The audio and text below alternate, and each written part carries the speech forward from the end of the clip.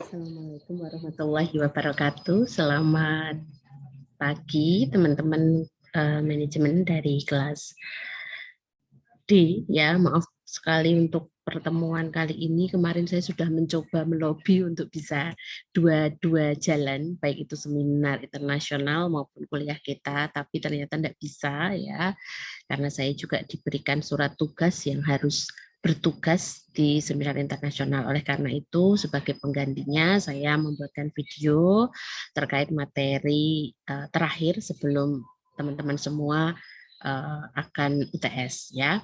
Untuk materi terakhir kita akan membahas tentang krisis keuangan global ya. Mungkin kemarin sudah sempat kita singgung terkait krisis keuangan global ya di RPS sudah Bunenden singgung di awal seperti apa. Kemudian kemarin di materi yang bab ketiga krisis keuangan global itu masuk ke dalam klasifikasi krisis yang tidak mendadak. Berarti kalau tidak mendadak bisa diprediksi oleh para ahli ekonomi. Berarti ada tindakan preventif yang harus kita bisa lakukan. Nah, maka ada beberapa negara yang sampai mencadangkan devisanya itu untuk menghadapi krisis keuangan global. Tapi masih juga itu belum menghasilkan suatu kebijakan atau suatu strategi untuk keluar dari krisis. Ya, walaupun sudah dicadangkan saja masih terdampak, apalagi yang sama sekali tidak mempersiapkan. Gitu, Oke, krisis keuangan global di sini nanti ada 4 subbab yang akan kita bahas. Yang pertama terkait siklusnya. Jadi tadi dikatakan ini sudah lama kebijakan ini muncul sehingga banyak yang memprediksi bahwa ini akan mengakibatkan terjadi krisis yang cukup hebat ya. Itu sebenarnya awalnya apa? Kenapa kok menjadi suatu masalah yang efek dominonya itu melebar sampai ke negara-negara lain. Kemudian kita akan melihat dampaknya. Dampaknya dari Amerika sendiri seperti apa? Ya, karena pusarannya di sana. Kemudian melebar ke kawasan Eropa, kita nanti ambil salah satu contohnya. Kemudian di daerah Baltik seperti apa? Kemudian di Asia Pasifik seperti apa? Nanti kita bisa melihat perbandingan dari masing-masing negara.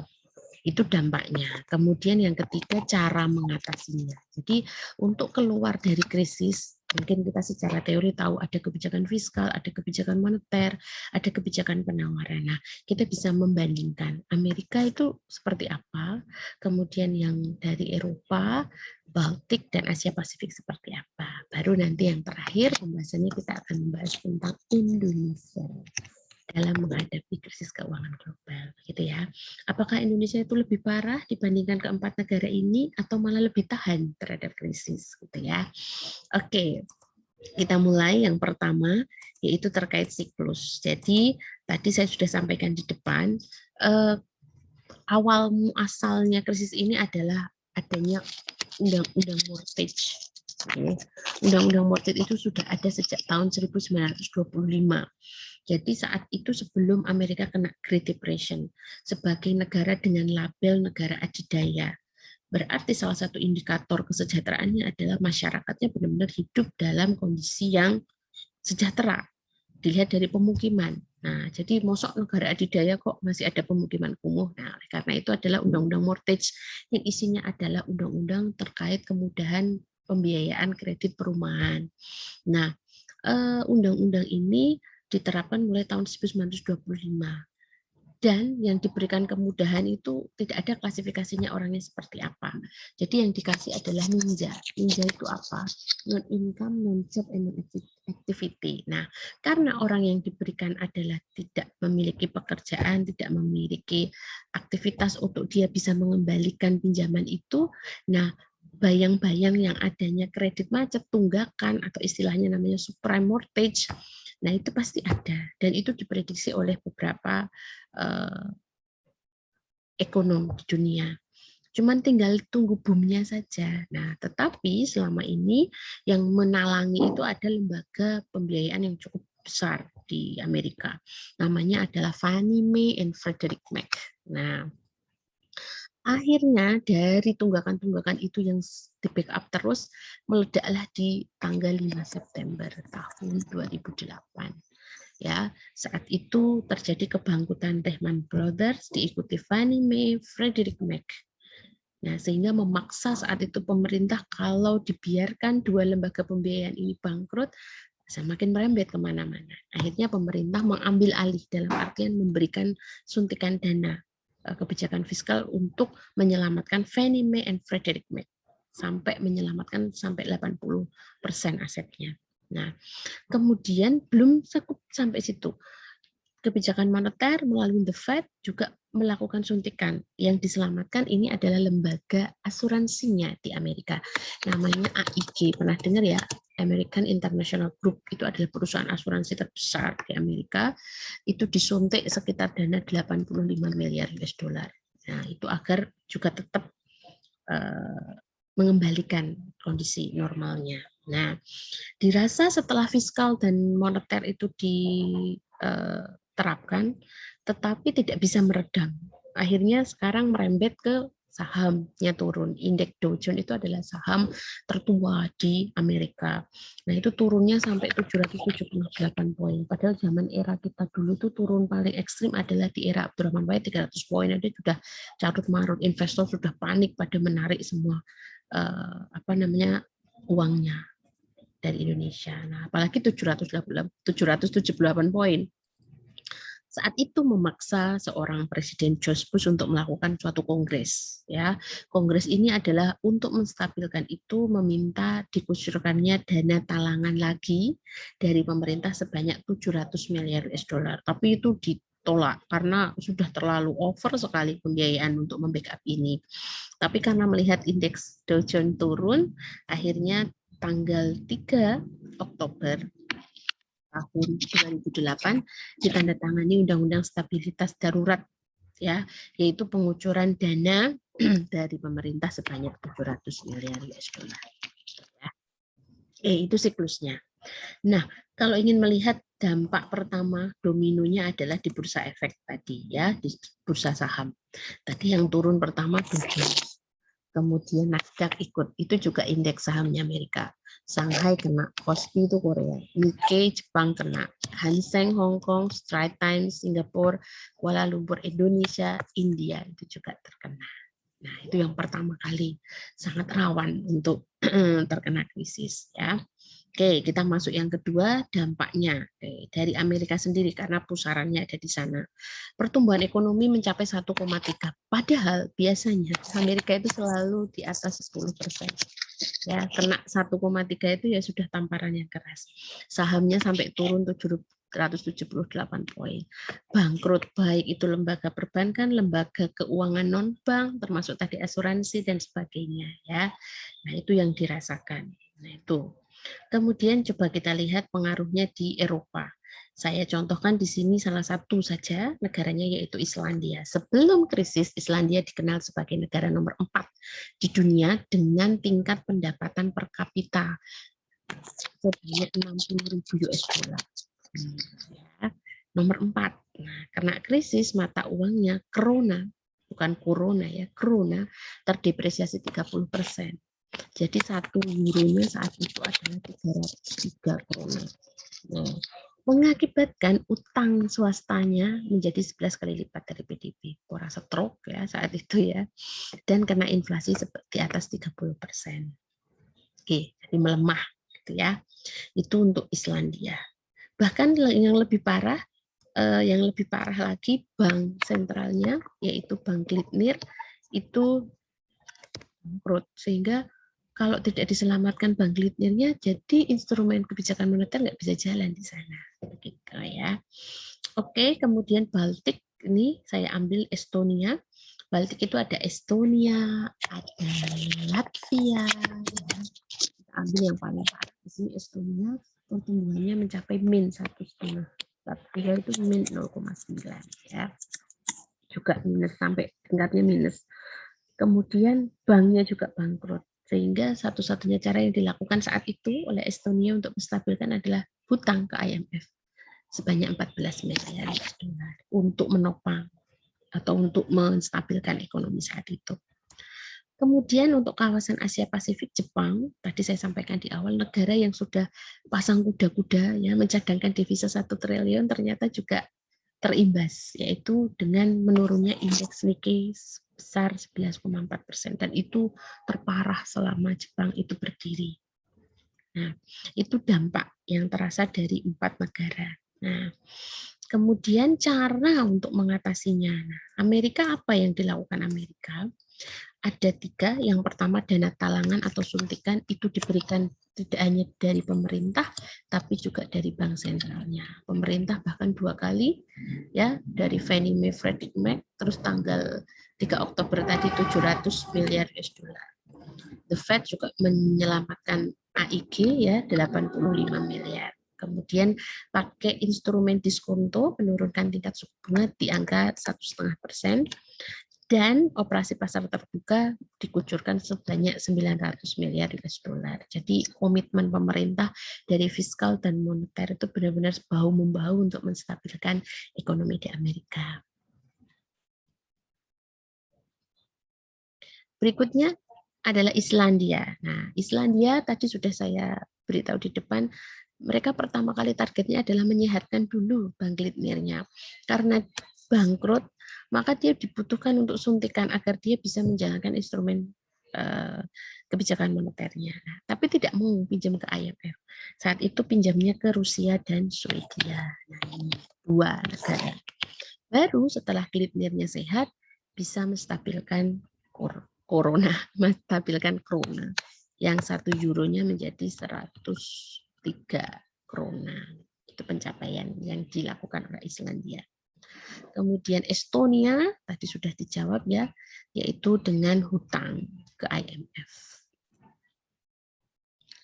Terakhir dari Jepang, Jepang ada agak berbeda sedikit ya. Kalau menurunkan suku bunga sudah sama dengan Amerika pakai diskonto, yaitu cuman hanya 6,93%. Kalau Amerika tadi sampai 1,5 karena memang dilihat dari tingkat keparahannya. Nah, ini kebijakannya adalah kebijakan penawaran, di mana pemerintah itu yang menyediakan atau yang membiayai perusahaan lokal agar tetap bisa memproduksi. Udah kena krisis, jangan sampai ada PHK, karena itu nanti akan menyebabkan lebih parah lagi krisisnya. Nah, jadi melakukan moneter dan juga penawaran. Oke. Kemudian bagaimana dengan Indonesia ya? Jadi Indonesia ini apakah lebih parah atau malah lebih baik? Nah, itu bisa kita lihat berdasarkan laporan dari pertanggungjawaban Pak Susilo Bambang Yudhoyono karena tahun 2008 itu kita di bawah kepemimpinan beliau. Oke, kita bisa menyimpulkan kita lebih baik dan lebih parah itu melalui tabel ini. Ada 2 indikator, yang pertama pertumbuhan ekonomi, ada inflasi. Nah, di sini tertulis pertumbuhan ekonomi yang diagram hijau. Tahun 2008 tadi ya, boomnya, krisisnya, itu angkanya adalah di angka 6,1 sampai 6,3. Sedangkan Amerika aja 1,3 tadi. Estonia aja minus, kita masih 6. Menjaga agar pertumbuhan itu di 6. Apa yang dilakukan Pak SBY? 6 itu ditopang dari sektor pertanian, listrik, gas, dan transportasi. Nah, kemudian dari inflasi, kita di tahun 2008 di 12. Sedangkan corona tadi Islandia aja 30%. Kita masih di ambang batas normal. Oke, itu dilihat dari 2 indikatornya. Dilihat dari ekspornya, kita turun. Amerika, Eropa, Jepang, karena memang itu yang paling parah. Tapi untuk menutupi ini, Pak SBY itu menangkap peluang baru dari bangsa pasar yang lain, seperti Timur Tengah. Ya, karena Timur Tengah tidak terlalu terdampak besar akibat krisis keuangan global ya. Kita juga tahu secara histori track recordnya kan memang tidak begitu bagus ya kemitraannya dengan Amerika, sehingga sewaktu Amerika kena krisis mereka nggak terlalu terkena imbasnya. Oke. Kemudian dilihat dari tingkat pengangguran 2008 malah turun dibanding 2007. Itu yang dilakukan adalah membuka lapangan pekerjaan pertanian di tingkat perdesaan saat itu ya, sehingga tadi bisa meningkatkan sumbangsih dari sektor pertanian ke pertumbuhan ekonomi. Kemudian dilihat dari depresiasi, nah di judulnya aja tertulis depresiasi rupiah terhadap dolar normal. Kalau kita lihat per bulan Januari 2008 dan Oktober 2008 kita hanya 3%. Sedangkan Thailand 17, Filipina 16. Jadi masih bisa dikatakan normal depresiasinya. Nah, kenapa dari berbagai indikator itu kita bisa disebut kita lebih tahan dibandingkan yang negara lain? Nah, itu cara menyelamatkannya ada 5. Yang pertama adalah bersikap optimis dan sinergis. Mungkin kalau Mbak Mas membaca kok normatif banget ya. Maksud dari bersikap optimis dan energi sinergis itu apa? Jadi menurut analisisnya Pak SBY, krisis tahun 97, 98 itu kenapa berkepanjangan? Karena terjadinya misgovernment atau ego sektoral atau tumpang tindih aturan. Nah, eranya Pak SBY itu nggak mau seperti itu. Jadi semua kebijakan di antar kementerian itu sinergi sama. Optimis itu dalam artian tidak ada yang namanya pemberitaan secara hoak. Nah, jadi itu pemberitaan itu harus terarah dan pasti karena itu nanti tidak menyebabkan panik. Nah, karena nanti itu nanti akan merembet ke kestabilan harga kalau sampai terjadi kepanikan. Kemudian pertumbuhan tetap bertahan di angka 6%. Ya, karena tadi ditopang dari sektor pertanian, listrik, dan juga transportasi. Nah, dengan pertumbuhan 6% itu adalah jaminan agar harga-harga barang atau komoditas di Indonesia itu lebih stabil, sehingga akan memampatkan nilai atau angka inflasinya. Sektor real harus bergerak. Nah, di sini maksudnya adalah bagaimana caranya UMKM itu tetap masih berkreasi, menciptakan iklim yang kondusif untuk mereka. Bahkan salah satu hambatan di negara kita kan UMKM-nya udah banyak, tapi yang berstatus hukum yang belum. Kemudian berusaha yang belum. Nah, itu dimudahkan dilakukan deregulasi dan kemudian izin. Nah, sehingga kita dapat ranking dari awalnya 133 menjadi 123 untuk kemudian berusahanya. Kemudian cerdas menangkap usaha, itu tadi yang saya sampaikan di terkait ekspor. Jadi kalau memang pangsa pasarnya di Amerika, Jepang jatuh, ya kita mencari yang lain. Dan yang terakhir adalah gunakan produk Indonesia ini bersinergi dari materi tersebut. Jadi dengan adanya UMKM, nah pangsa pasarnya ya masyarakat kita sendiri begitu.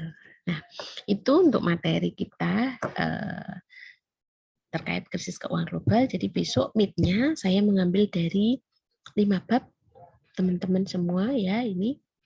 Yang pertama adalah sistem ekonomi dan kebijakan. Kemarin kita sudah sampaikan sistem ekonomi ada 4 ya. Kapitalisme itu pakai teorinya Adam Smith, di mana yang diutamakan adalah kebebasan pasar ya. Jadi diserahkan ke pasar. Kemudian kapitalis itu adalah menghilangkan kelas. Campuran elemen positif di kapitalis dan sosialis dijadikan satu agar negara berkembang tidak ketertinggalan dengan negara maju. Baru ekonomi Pancasila muncul tahun 80 oleh Bapak Mupiarto yang mencerminkan karakteristik negara kita. Kemudian kebijakan ada progress, stability, ada freedom, ada justice ya. Oke. Sejarah perekonomian Indonesia dari mulai kolonial ya, kebijakannya yang terkenal adalah komersialisasi. Kemudian Orde Lama itu 2 kali ganti sistem ekonomi liberal, kita pakai seperti Syafruddin, Benteng, Alibaba, nasionalisme Bank Indonesia. Kemudian kalau sistem ekonomi demokrasi terpimpinnya atau sistem etatisnya adalah kita menggunakan sharing dan redominasi. Kemudian Orde Baru itu masa pencapaiannya di Repelita 1 sampai Repelita 5. B.J. Habibie dengan kestabilannya reformasi di bidang ekonominya. Abdurrahman Wahid dengan hibah. Bu Megawati dengan deregulasi, debirokratisasi, dan privatisasi.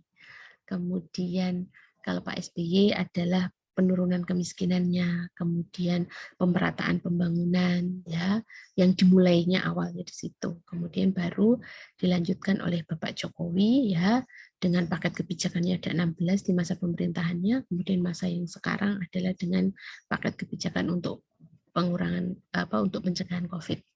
Krisis di sini ada dua, yaitu krisis menurut sifatnya ada yang mendadak dan tidak mendadak.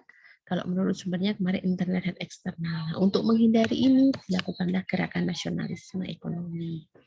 Kemiskinan, kemarin ada kemiskinan indikatornya pakai apa? Kalau pakai BPS ada 13 indikator, kalau 9 udah kena berarti sudah labeling miskin itu sudah ada melekat di sana. Kita bisa mereduksi cara mengatasinya bisa dilihat dari program MDGs atau SDGs. MDGs itu 8 sasaran, kalau SDGs ada 17. Dan yang terakhir tadi krisis keuangan global. Ya, untuk MIT kita akan selenggarakan hari Jumat tanggal berapa ya? Sebentar saya cek dulu. Berarti Jumat tanggal 23 ya. Kemudian nanti waktu meet-nya sama menyesuaikan dengan waktu kuliah, yaitu 100 menit. Nanti soal saya unggah di situ, teman-teman juga mengunggah lembar jawabnya di situ. Diketik saja, tidak usah ditulis tangan. Oke, mungkin itu dari video dari saya terkait materi dan review. Saya akhiri. Wassalamualaikum warahmatullahi wabarakatuh.